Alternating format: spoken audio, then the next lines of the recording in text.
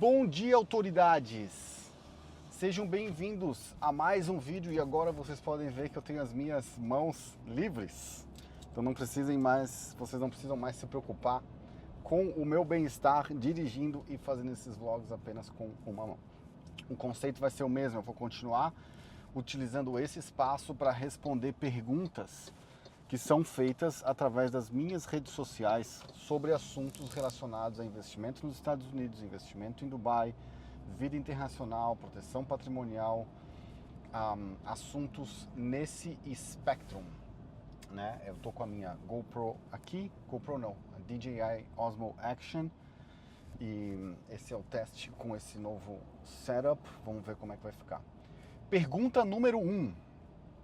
Quais são as tendências do mercado imobiliário de Miami para os próximos anos e como isso pode impactar os meus investimentos? Vamos lá. Em termos gerais, as tendências para o mercado imobiliário em Miami, elas são positivas.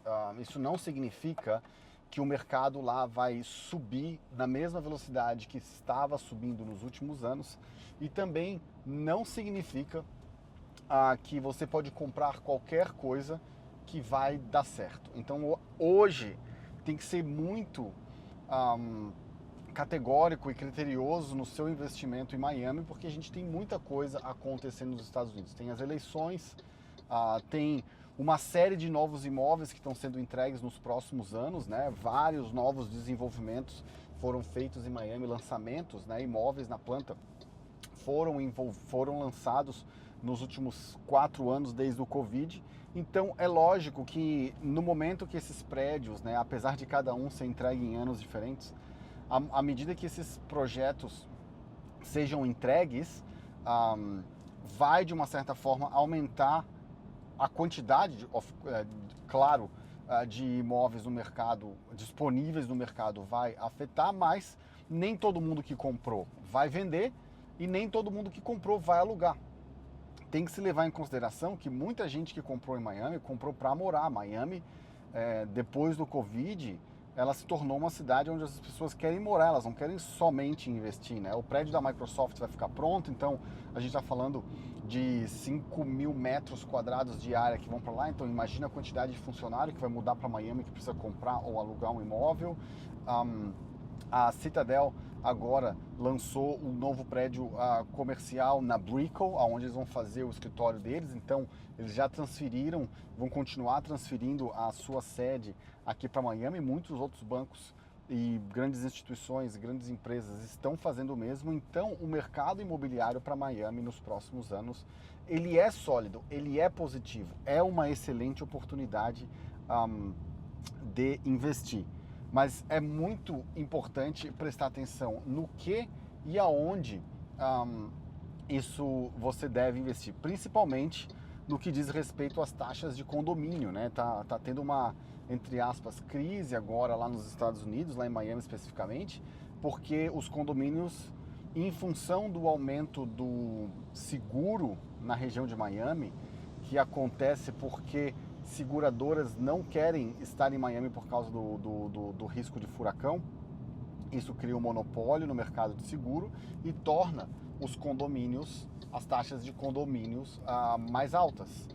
E também depois do acontecimento em 2020, que um prédio, em 2021, que infelizmente um prédio caiu em Miami, um prédio velho, sem manutenção, com negligência por parte da administração que não fez a manutenção correta, com negligência por parte da cidade que não fez as inspeções. Agora está todo mundo num sinal de alerta e exigindo novas reformas, novas inspeções na cidade, nos prédios, e isso está fazendo com que as associações precisem aumentar as suas reservas e também tem mais custo de seguro. Então a taxa de condomínio está ficando muito alta. Então isso, infelizmente, é um problema para quem não pode pagar. Eles vão vender, e o que eu estou vendo acontecer é grandes incorporadoras comprarem esses prédios velhos, demolirem e construir novos prédios mais modernos. Aliás, se você vai investir em Miami, é muito melhor investir num prédio novo, porque você tem todas as garantias de construção e você também tem a questão de menor custo de manutenção, porque os prédios, lógico, são novos. Pergunta número 2. Como funciona o processo de abertura de conta bancária nos Estados Unidos para facilitar a compra e administração de imóveis em Miami? Excelente pergunta. Para você abrir uma conta no nome de pessoa física nos Estados Unidos, você precisa ter um passaporte e um endereço, né? Você pode ter um dos contadores vendem o serviço de endereço, você pode comprar um escritório virtual, um P.O. Box, alguma coisa assim, que você precisa ter um endereço para dar pro banco. Então você vai lá e abre a conta como pessoa física. Alguns bancos estão tendo restrições na abertura de conta com estrangeiros, mas ainda existem bastante bancos que fazem isso. O Citibank faz, tem muitos outros bancos que fazem. O que não falta é banco, né? Na pior das hipóteses, você pode abrir a conta no Banco do Brasil, que é um banco terrível de trabalhar, mas é melhor um banco ruim de trabalhar do que não ter nada. A outra opção é você fazer através da pessoa jurídica, né? Que muita gente compra um imóvel através da pessoa jurídica, porque isso dá a melhor questão, facilita a redução de impostos, porque você pode colocar vários custos na empresa para reduzir a sua base de lucro e pagar menos impostos, né? Então, se você viaja para os Estados Unidos, você pode colocar algumas viagens, alguns custos de viagem, como vou manter o meu imóvel, vou manter a minha empresa, tô indo lá, enfim, custo de contador, custo de manutenção, condomínio, blá, blá, todas essas coisas que se paga no imóvel, você pode colocar como custo da empresa e abaixar o seu imposto. Nesse sentido, você não precisa ir para os Estados Unidos para abrir a conta, porque você pode nomear o seu contador, você pode nomear uma pessoa para ser o representante da empresa, e essa pessoa, como representante da empresa, abre a conta da empresa, né? Então é bem comum fazer isso, dar esses poderes para o contador que está, ou para a empresa que está fazendo a abertura da sua empresa, e com isso eles fazem a abertura de conta. Então é um processo, em geral, simples. Pergunta número 3. Quais são os melhores bairros de Miami para comprar imóveis visando uma valorização de longo prazo e bom retorno sobre investimento? Excelente pergunta. A praia vai ser sempre um bom local para fazer isso, né? Toda a região ali de South Beach, Mid Beach, North Beach, Surfside, Bal Harbour, Sunny Isles. Então essa região de praia é sempre positiva. Já houve uma valorização muito bacana. Eu apostaria não na região de Miami, se você for para a praia, mas talvez na região de Hallandale, que é uma praia que está entre Miami e Fort Lauderdale, né? Hallandale e Hollywood. Então aquelas duas áreas ali que ainda tem muitos prédios antigos, pode ver uma valorização bacana, por falta de opção, trazer aquela região como uma opção para novos projetos. Eu sempre fui muito a favor de Downtown. Eu acho que Downtown ainda está muito descontado em relação a Brickell, mas já valorizou um bocado nos últimos 3 anos que eu tenho falado isso, né? Downtown era o último bolsão ali de desenvolvimento, né? Um dos últimos bolsões de desenvolvimento que faltava. E o bairro hoje, né, há um tempo atrás falava-se muito de Alapata, então muitos developers compraram. Acho que ainda acredito em boas oportunidades em Alapata. Muitos developers compraram galpões industriais antigos, prédios antigos para fazer uma renovação, e agora o mercado está subindo. Então, Little Haiti é um dos melhores bairros para investir. Eu coloquei um cliente lá 2 anos atrás, ele comprou um multifamily por $630 mil. Hoje esse multifamily já vale mais de $1 milhão. Então a gente está falando isso em 2 anos. Foi em 2022 que meu cliente fez essa compra. Eu escolhi o multifamily para ele, a gente comprou, eram 4 apartamentos dentro desse multifamily de 630 mil, hoje já vale $1 milhão. Então acho que acredito muito na região de Little Haiti. Não é uma região bonita, são casas velhas, são prédios detonados. assusta olhar, puta, como é que eu vou comprar um negócio aqui? Mas voltando à pergunta, para valorização de longo prazo, eu realmente acredito naquela área, porque é uma área que está abandonada, mas está numa área premium, está próximo da Biscayne Boulevard, está logo depois de Wynwood and Design District, está antes de North Miami, então aquela área, aquela região ali de Alapata é muito bom. Existem outros bairros, mas eu vou falar em outras oportunidades hoje, não Alapata, de Little Haiti, mas a região de Little Haiti hoje é muito bacana para quem quer pensar no longo prazo e não tem medo de comprar casa feia. 4. Como posso gerenciar a manutenção de meu imóvel em Miami à distância, garantindo que ele permaneça valorizado e rentável? Excelente pergunta. Você pode fazer isso de algumas formas. A mais fácil é contratando uma empresa de administração para fazer isso. Muita gente, eu não quero, quando eu contrato a empresa de administração, o retorno cai muito, cai de 8% para 7%, para 6%. Tudo bem, você vai perder de 20% a 25%. Mas você vai continuar ganhando no percentual que você está ganhando e você não se envolve com absolutamente nada e você garante que o seu imóvel está bem cuidado, está bem posto no mercado, está bem anunciado. Então, as pessoas olham somente o custo, né? Eu vou economizar nesse custo, então beleza. Qual é a outra opção? Você fazer sozinho. Aí você tem que ter contato. Primeiro, você tem que estar num prédio que permite fazer Airbnb.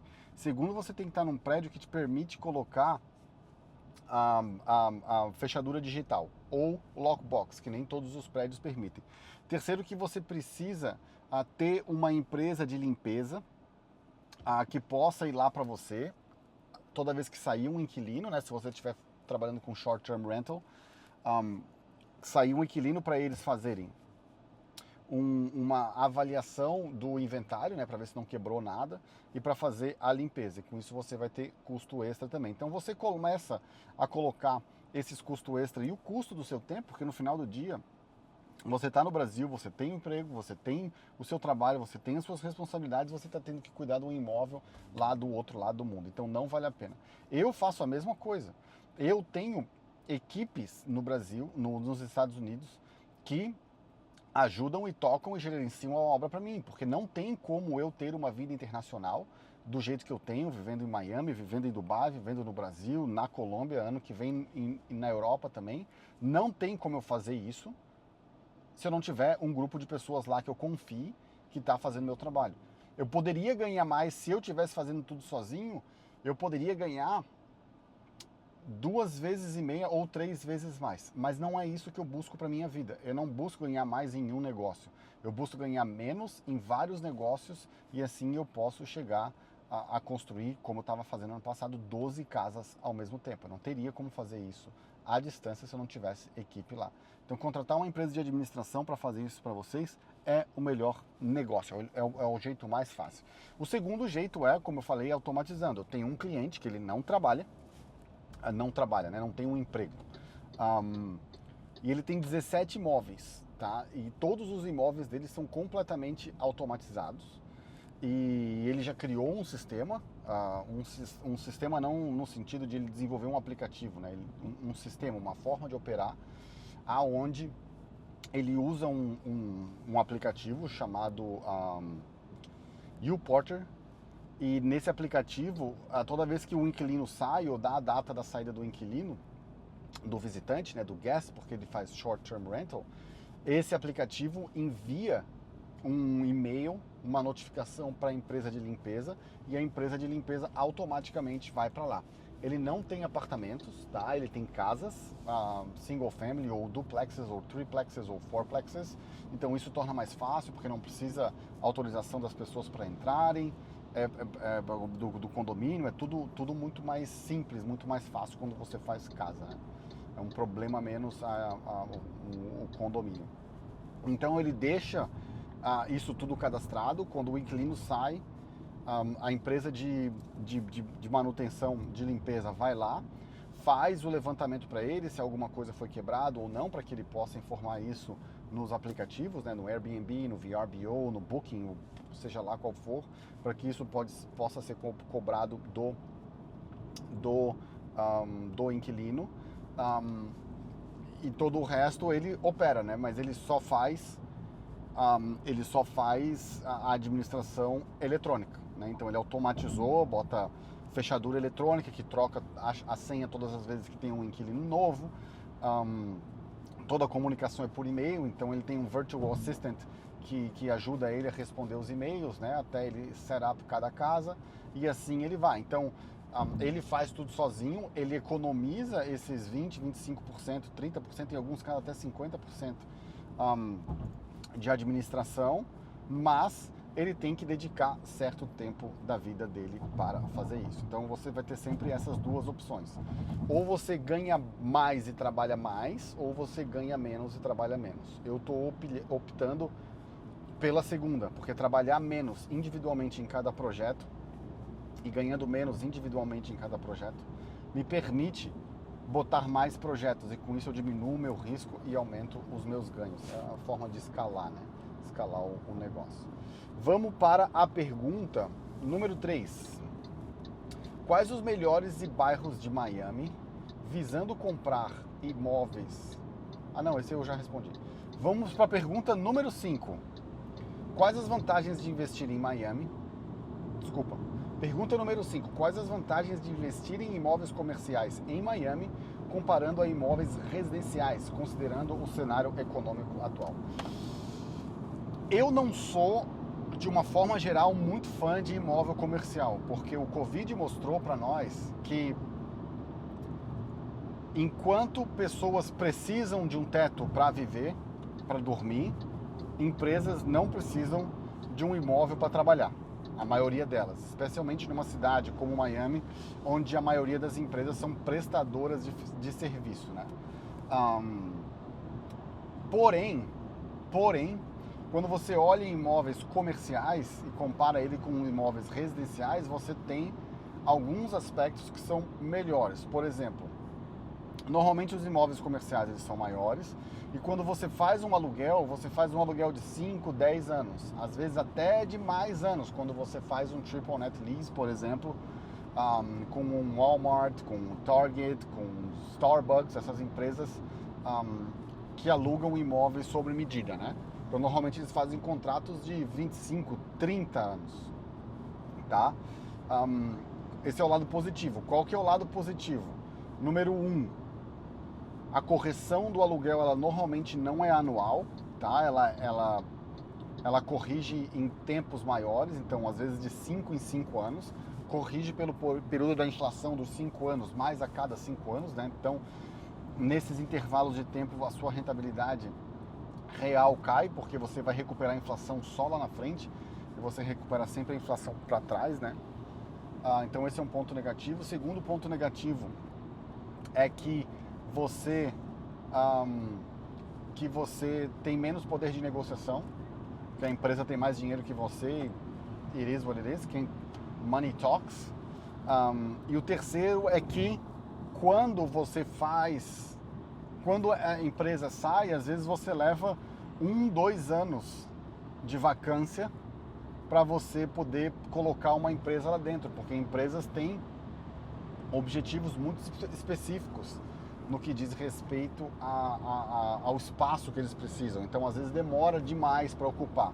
Porém, né, a pergunta foi quais são as vantagens. Eu estou te dizendo que a principal vantagem é essa, que é o contrato de longo prazo, né? Então, você tem um contrato de longo prazo. Normalmente, quando as empresas fazem um contrato, ele é de longo prazo. E a segunda vantagem é menor risco de crédito, né? Quando você aluga o seu imóvel para uma boa empresa, uma empresa sólida, você tem menor risco de crédito, que é o caso do inquilino pessoa física, né? Às vezes você aluga um imóvel por 1 ano, o cara perde o emprego, aí você se ferrou no que diz respeito ao recebimento do aluguel e o risco de crédito. Então, essas são as vantagens e desvantagens. Pessoal, essas foram as 5 perguntas de hoje. Façam mais perguntas, por favor, para que eu possa responder vocês, tanto aqui no YouTube quanto no Instagram, beleza? Valeu, até mais.